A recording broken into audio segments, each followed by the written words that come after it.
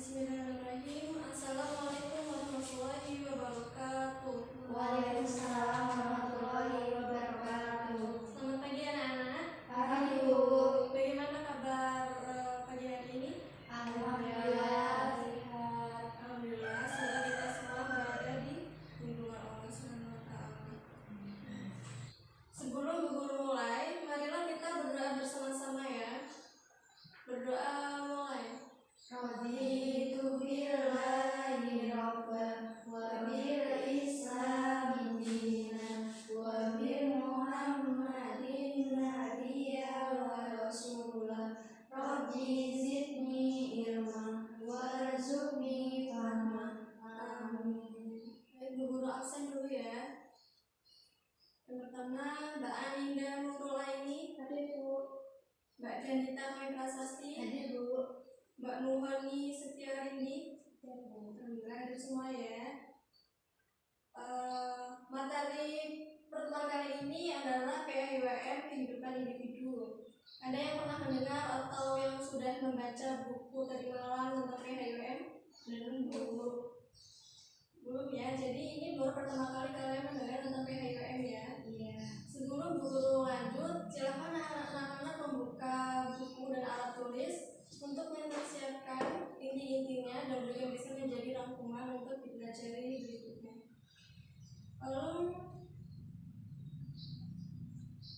tujuan pembelajaran materi ini adalah kita memahami makna PHIWM dalam kehidupan individu. Mendeskripsikan tentang PHIWM dalam bidang individu yaitu akidah, akhlak, ibadah, muamalah dan duniawiah, serta melaksanakan PHIWM dalam kehidupan sehari-hari secara benar sesuai tuntunan. Ini pemahamannya ya. PHIWM adalah seperangkat nilai dan norma yang bersumber pada Al-Quran dan As-Sunnah untuk menjadi pola bagi tingkah laku warga masyarakat dalam menjalani kehidupan sehari-hari, sehingga tercerminnya kepribadian Islami menuju terwujudnya masyarakat Islam yang sebenar-benarnya. Jadi intinya di sini adalah kita memiliki pedoman, tentu tidak jauh melenceng dari pedoman hidup kita, yaitu Al-Quran dan As-Sunnah. Jadi kita pahami yang disusun di sini adalah Al-Quran dan As-Sunnah. Yang disusun di PHIWM itu adalah Al-Quran dan As-Sunnah. Lalu pedoman bagi warga Muhammadiyah, seperti dengan judulnya PHIWM, pedoman hidup Islam warga Muhammadiyah. Tentunya ini adalah pedoman bagi warga Muhammadiyah. Lalu selanjutnya, landasan dan sumber dari PHIWM, yaitu yang pertama ada Al-Quran dan As-Sunnah. Yang kedua ada pengayaan dari matan keyakinan dan cita-cita Muhammadiyah, anggaran dasar, matan kepribadian Muhammadiyah, kitab perjuangan Muhammadiyah, dan keputusan tarjih Muhammadiyah. Di sini kita sudah membahas di kelas 7 dan 8. Yang kelas 7 kita sudah membahas tentang matan keyakinan dan cita-cita Muhammadiyah. Lalu kelas 8 kita sudah mempelajari tentang kitab perjuangan Muhammadiyah. Lalu sekarang di kelas 9 kita semua belajar tentang PHIWM dalam kehidupan individu. Itu semua, ini semua ya, matan keyakinan sampai keputusan tarjih Muhammadiyah itu menjadi pedoman pegangan bagi kita. Sumbernya awalnya sebenarnya dari Al-Quran dan As-Sunnah, lalu kita susul, lalu dirumuskan kembali menjadi matan keyakinan, cita-cita Muhammadiyah dan seterusnya. Lalu apa sih tujuan PHIWM itu? Tujuannya adalah untuk terbentuknya perilaku individu dan kolektif seluruh anggota Muhammadiyah menunjukkan keteladanan yang baik, uswatun hasanah menuju terwujudnya masyarakat Islam yang sebenar-benarnya. Jadi intinya tujuan PHIWM itu terbentuknya perilaku individu terutama pada anggota Muhammadiyah untuk menjadi masyarakat Islam yang sebenar-benarnya. Lalu dalam PHIWM kehidupan pribadi itu ada 4 aspek. Yaitu yang pertama dalam akidah, dalam ibadah, dalam akhlak, dan dalam muamalah duniawiah. Yang kita pelajari di sini kita awali dengan dalam akidah. Dalam akidah prinsip hidup dalam kesadaran imani berupa tauhid yang benar, ikhlas dan penuh ketundukan ibadatul rahman mukmin muslim mutakin yang paripurna, lalu menjauhi dari menolak syirik takhayul bid'ah khurafat. Jadi intinya ketika kita sebagai insan orang muslim, ketika kita memiliki prinsip hidup dan kesadaran iman yang kuat, kita itu bisa menjauhkan dari perbuatan-perbuatan yang tidak terpuji, ya, perbuatan syirik, takhayul, bid'ah dan khurafat. Jadi gitu ya. Ada pertanyaan? Tidak. Guru lanjut ya. Lalu dalam kedua dalam aspek ibadah, yaitu membersihkan jiwa atau hati ke arah terbentuknya pribadi mutakin yang ibadah tekun dan menjauhkan diri dari nafsu yang buruk. Lalu ibadah mahdah sebaik-baiknya dan suburkan amal nawafil, menghiasi diri dengan iman kokoh, ilmu yang luas dan amal soleh yang tulus. Intinya, ketika kita melakukan ibadah, contoh-contoh ibadah itu apa saja? Sholat, puasa, zakat, sedekah, haji, dan lain sebagainya ya, banyak ibadah lainnya kita lakukan. Jadi ketika kita melakukan ibadah itu harus sesuai dengan yang dicontohkan Nabi Muhammad SAW. Karena Nabi Muhammad itu menyampaikan wahyu dari Allah, lalu disampaikan kembali kepada kita umat-umatnya untuk melakukan kembali ibadah-ibadah tersebut. Ketika kita melakukan ibadah yang sesuai yang dicontohkan Nabi Muhammad SAW, insya Allah ibadah kita, pahala kita akan diterima di sisi Allah, yang akan dicatat sebagai pahala buat kita semua. Lalu selanjutnya ada akhlak.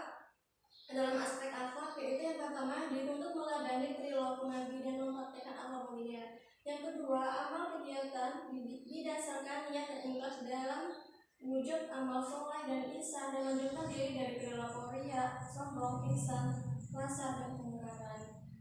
Menunjukkan akhlak mulia sehingga diteladani dan menjauhi akhlak tercela, menjauhkan diri dari korupsi, kolusi dan praktek lainnya.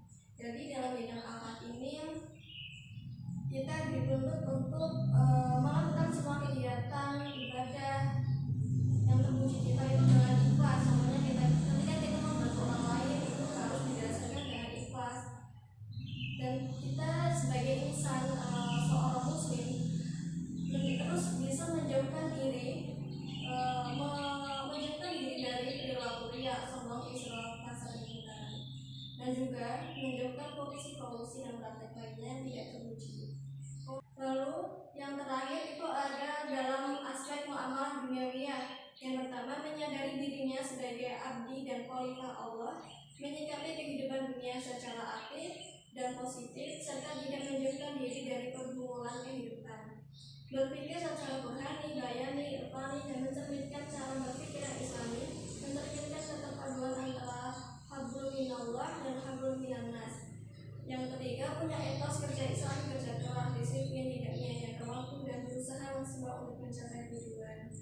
Muamalah duniawiyah adalah artinya itu kehidupan dunia, jadi kehidupan kita di dunia ini.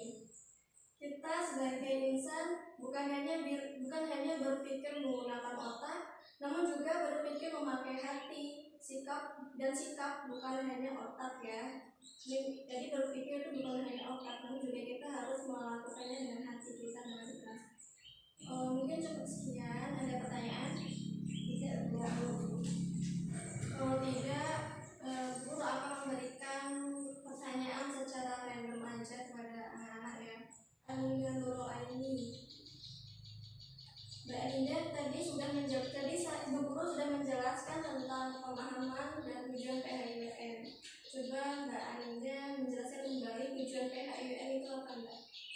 Tujuan PHIWM adalah terbentuknya perilaku individu dan kolektif seluruh anggota Muhammadiyah yang menunjukkan keteladanan yang baik uswatun hasanah menuju terwujudnya masyarakat Islam sebenar-benarnya. Iya, terima kasih, Mbak. Lalu selanjutnya untuk Mbak Kinita, dalam PHIWM itu ada landasan dan sumbernya. Tolong sebutkan landasan dan sumbernya itu dari mana saja, Mbak? Landasannya yaitu 1. Al-Quran dan Sunnah, 2. Pengayaan dan tentang keyakinan